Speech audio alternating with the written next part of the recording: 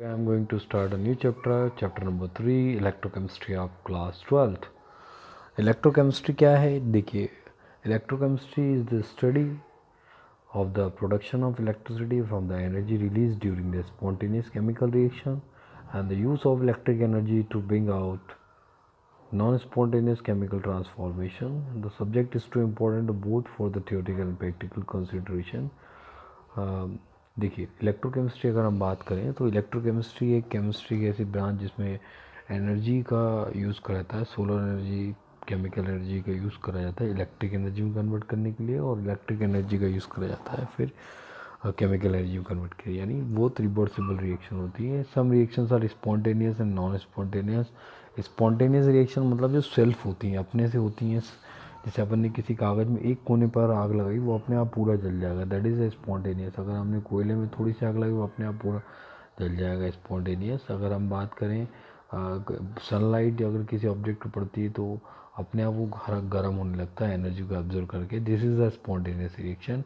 But अगर हम किसी चीज़ को लगातार हमें वो करना पड़े तो हम उसे नॉन स्पॉन्टेनियस रिएक्शन कहेंगे. जैसे अगर हम बात करें बाइक में पेट्रोल अगर आपने डाला, जितना पेट्रोल डालेंगे गाड़ी उतनी ही चलेगी, that is a non spontaneous reaction.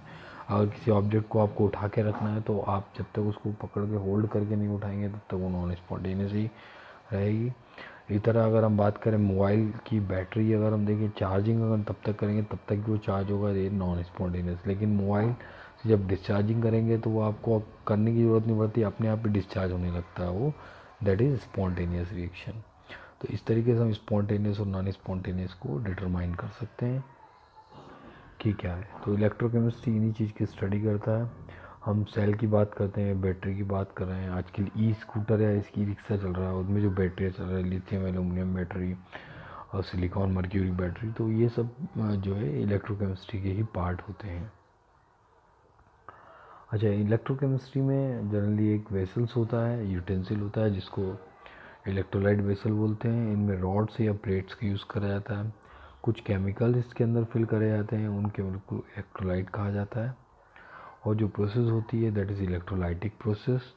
और जो रॉड्स होती हैं उन्हें बोलता है इलेक्ट्रोड, जो हम आगे डिस्कस करेंगे.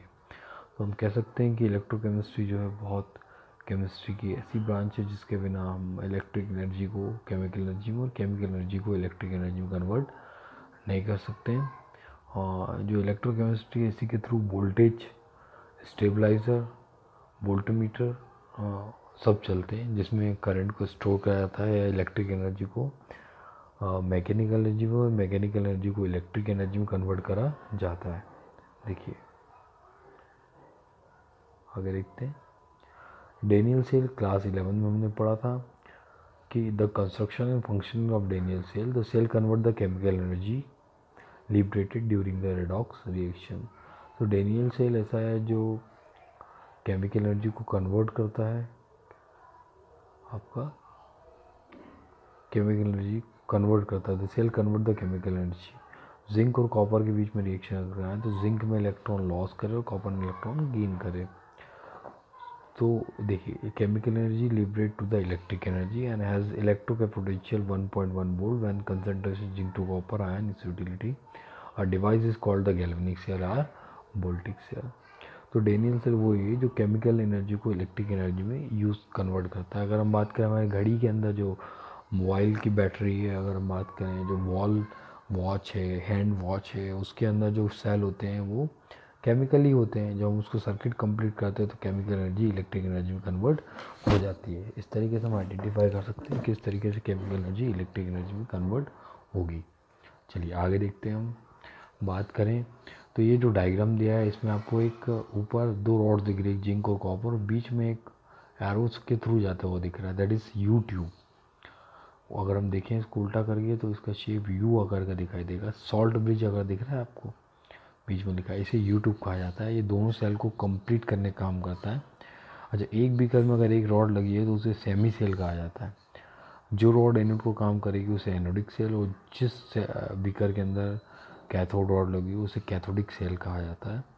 या एनदर दूसरा नाम, जहाँ पे एनोड होता है वहाँ ऑक्सीडेशन प्रोसेस होगी, उसको ऑक्सीडाइजिंग सेल कहेंगे. और जहाँ कैथोड होगा वहाँ इलेक्ट्रॉन गेनिंग प्रोसेस होगी तो उसे रिडक्शन सेल कहा जाएगा. ओके. गैल्वेनिक सेल का जो पोटेंशियल होता है 1.1 वोल्ट होता है। बहुत ज़्यादा पोटेंशियल की सेल नहीं होती है, क्योंकि इलेक्ट्रिक एनर्जी को केमिकल एनर्जी में कम कन्वर्ट करा सकता है, बट केमिकल एनर्जी से इलेक्ट्रिक एनर्जी ज़्यादा कन्वर्ट किया जा सकता है। चलिए आगे, यहाँ 3 कंडीशन दी हैं। 2 बीकर हैं, 2 प्लेट्स हैं, 2 रॉड्स हैं, एक सॉल्ट ब्रिज है इसके अंदर।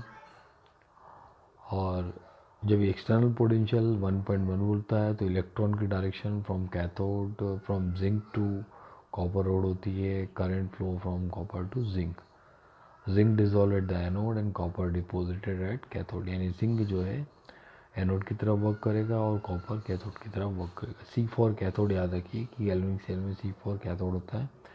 जब इंटरनल पोटेंशियल ज़्यादा होगा और एक्सटर्नल कम होगा तो करंट बाहर से, मतलब केमिकल एनर्जी चेंज होगी इलेक्ट्रिक एनर्जी में। उस समय कैथोड नेगेटिव रहेगा, कैथोड कॉपर रहेगा और एनोड जिंक रहेगा। बट एक्सटर्नल पोटेंशियल अगर 1.1 पोल हो जाए तो no cathode no anode, no change in reaction.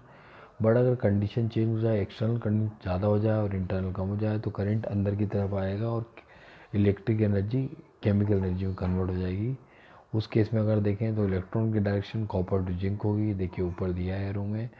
और इसी तरह अगर हम बात करें जिंक डिपॉजिट करें at zinc electrode and copper dissolve at copper electrode, तो यहाँ पर रिएक्शंस होना चालू हो जाएगी। गैल्वेनिक सेल में जो रिएक्शन होती है वो एनोडिक कैथोडिक साइड पर होती है, जिसको हम करेंगे। मोर रिएक्टिव मेटल है, जैसे मान लीजिए जिंक आपको दे दिया और copper less reactive metal copper. अब जब इसमें रिएक्शन होगी तो यहाँ बनेगा Zn और यहाँ कॉपर। बट हुआ क्या, कॉपर में डिफिशियंसी थी इलेक्ट्रॉन की, तो जिंक ने 2 इलेक्ट्रॉन दिए, जिंक प्लस प्लस। तो यहाँ जिंक ने इलेक्ट्रॉन डोनेट किए तो यहाँ पर हुआ एनोड, और जिंक ने इलेक्ट्रॉन डोनेट किए तो यहाँ पे हुआ oxidation. Oxidation is the process in which electrons are donated. और कॉपर ने 2 इलेक्ट्रॉन गेन किए तो कॉपर कन्वर्ट हो गया मेटल में। अच्छा, जिंक यहाँ पे जो थी, यहाँ पे मेटल थी, यहाँ पे आयन हो गई, जबकि कॉपर पहले आयन था, अब जिंक मेटल में कन्वर्ट हो गया। बट ये कॉपर कन्वर्ट हुआ जिंक के साथ। कभी भी जिंक वापस जाएगा या वापस अपनी कंडीशन में आने की कोशिश करेगा तो वापस गेन करके दोबारा जिंक बन जाएगा, वैसा कि वैसा। कॉपर पे हुआ रिडक्शन और जिंक पर हुआ ऑक्सीडेशन, ये प्रोसेस। दोनों सेल को अगर हम बात करें तो दोनों सेल को हमने क्या करा, एक सेल अगर ऐसा रहेगा, इस पर अगर एक रॉड लगी है तो इसको आप एनोड बोलेंगे, और दूसरा सेल है, इस पर अगर एक रॉड लगी तो इसे आप कैथोड बोलेंगे। अच्छा, एनोड इसमें हमेशा नेगेटिव होता है, कैथोड हमेशा पॉजिटिव होता है। 11 में आपको कैथोड नेगेटिव और एनोड पॉजिटिव पढ़ाया था, बिकॉज वहाँ पर सेल दूसरी थी, इलेक्ट्रोकेमिकल सेल थी, यहाँ पे गैल्वेनिक सेल है। तो ये याद रखिएगा, एक डिफरेंस भी आता है कि एनोड और कैथोड में क्यों डिफरेंस हो जाता है। तो जब सेल डिफरेंस होगी तो सेल में उनके चार्जेस में भी डिफरेंस हो जाएगा। ये सॉल्ट ब्रिज होता है, इसका काम केवल ये होता है कि दोनों इलेक्ट्रोड के अंदर इलेक्ट्रॉनों के ट्रांसफ़र करना, करंट को पास करना, प्लस सेल के अंदर इलेक्ट्रॉनों की पोजीशन को बनाए रखना। क्योंकि जब इलेक्ट्रॉन एक जगह दूसरी जगह ट्रांसफ़र होंगे तो डेफिनेटली वहाँ पे डिफिशियंसी होगी, और उस डिफिशियंसी को ये सॉल्ट ब्रिज कंप्लीट करने का काम करता है। चैप्टर में आपको डेफिनेशन ज़्यादा मिलेगी, जिसको आपको अच्छे से तैयार करना है। देखिए यहाँ पे बोल रहा है हाफ सेल की बात कर रहा है। हाफ सेल क्या है, what is half cell. Half cell मैंने आपको बताया कि जिसमें पॉजिटिव रॉड होती है उसे पॉजिटिव हाफ सेल कहेंगे, जिसमें नेगेटिव रॉड होती है उसे नेगेटिव हाफ सेल कहेंगे, जिसको हम एनोड या कैथोड भी कह सकते हैं। सो दोनों सेलों का पोटेंशियल अलग अलग होता है। देखिए क्या, ऑक्सीडेशन जिस पे हो रहा है वहाँ पे इलेक्ट्रॉन डोनेट होंगे तो उसका पोटेंशियल कम होगा। जहाँ पे रिडक्शन हो रहा है, इलेक्ट्रॉन गेन कर रहे हैं, वहाँ पोटेंशियल ज़्यादा होगा, क्योंकि हमको मालूम है potential is directly proportional to number of electron. जितने ज़्यादा इलेक्ट्रॉन होंगे पोटेंशियल उतना ही ज़्यादा होगा। ये चीज़ आप अपने दिमाग में बैठा लीजिए, ठीक है। अब इसके आगे देखा, electrode electrolyte interface, there is a tendency of metal. Electrode electrolyte मतलब जो सॉल्यूशन यूज़ कर रहे हैं उसे इलेक्ट्रोलाइट कहेंगे, और जो रॉड यूज़ कर रहे हैं उसे इलेक्ट्रोड कहेंगे। जब करंट इसमें पास होता है तो डेफिनेटली इलेक्ट्रॉन्स के बीच में रिएक्शंस, मतलब जो केमिकल रिएक्शन होगी तो इलेक्ट्रॉन फ्री होंगे, और इलेक्ट्रोलाइट या इलेक्ट्रोड से रिलीज़ होते होते वो दूसरे इलेक्ट्रोड या इलेक्ट्रोलाइट में पहुँचते हैं, ठीक है। अगर हम बात करें आगे स्टैंडर्ड इलेक्ट्रोड पोटेंशियल की, the potential of any electrode at the 25 degree Celsius and 1 atmospheric pressure, 1 concentration, then potential is known as the standard electrode potential. और यहाँ पे ये डेफिनेशन याद रखिएगा, स्टैंडर्ड इलेक्ट्रोड पोटेंशियल और सेल पोटेंशियल करके एक डेफिनेशन आएगी, वहाँ पे डिफरेंस याद रखिएगा. When the concentration of all the species involved in the half cell is unity, then the electrode potential is called standard. Unity मतलब हुआ कंसनट्रेशन 1 मोल होना चाहिए, टेम्परेचर 273 डिग्री सेल्सियस केल्विन यानी 25 डिग्री सेल्सियस और 1 एटमॉस्फेयर प्रेशर होना चाहिए. Okay, देखिए anode cathode मैंने बता दिया, एनोड नेगेटिव होता है और उस पर ऑक्सीडेशन होगा, कैथोड पॉजिटिव होता है वहाँ पर रिडक्शन होगा. अगर हम बात करें इलेक्ट्रोमोटिव फोर्स, एक ऐसा फोर्स होता है जो दो इलेक्ट्रोडों के बीच में लगता है, यानी कैथोड और इलेक्ट्रोड के बीच में लगता है. जबकि स्टैंडर्ड इलेक्ट्रोड पोटेंशियल जो होता है वो इलेक्ट्रोलाइट और इलेक्ट्रोड के बीच में काम करता है. देखते हैं इसको.